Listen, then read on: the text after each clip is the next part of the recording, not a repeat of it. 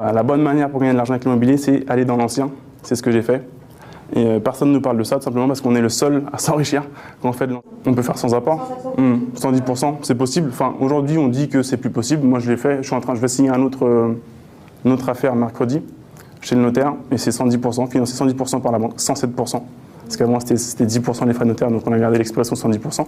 Mais c'est toujours possible. Donc les banques, c'est pas quelque chose de rigide, en fait. Il y a une personne devant vous et on peut tout négocier avec une banque. Effectivement, au début, il faut bosser un petit peu. Il faut échanger son temps contre de l'argent. On se fait un apport de 5 000 ou 10 000 euros. Il n'y a rien de magique. Ce que je vais dire là, c'est pas magique, entre guillemets. Voilà. S'il faut 10 000 euros d'apport, il faut 10 000 euros d'apport. Il faut bosser. Après, on est parti. Et une autre chose aussi, c'est qu'en seulement 5 ans, on peut gagner beaucoup d'argent avec l'immobilier.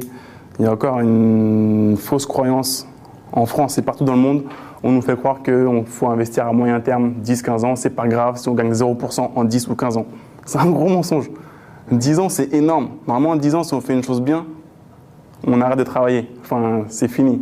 En 10 ans, en immobilier, on peut devenir millionnaire, mais 20 fois. Donc, c'est des bêtises de dire en 5 ans, tu passes ton argent, c'est pas grave, ça fait 0%. Ou moins 20%, c'est pas grave. C'est un mensonge. C'est des bêtises.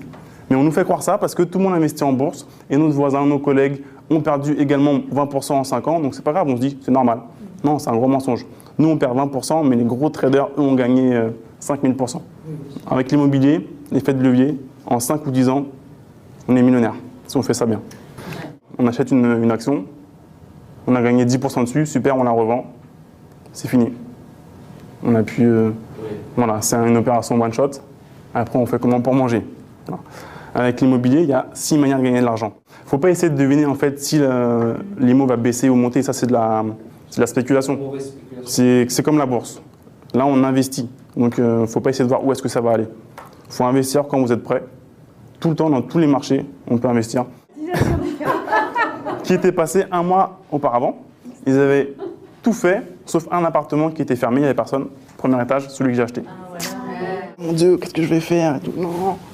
Mais comme c'est l'immobilier et qu'on gère tout, on décide, c'est pas grave, on va mettre une poutre, un coffrage qui fait style poutre, couleur gris, et au final ça rajoute du cachet, c'est même beau. Donc, mais ça c'est pas moi, encore une fois, c'est l'entrepreneur qui a trouvé l'idée en... Mais c'est l'art de transformer le créateur d'opportunités. Ça demande des efforts. Sinon, mais c'est tant mieux, sinon tout le monde le ferait. Ça demande des efforts, mais ça paye beaucoup. Ça paye plus qu'1 heure de travail.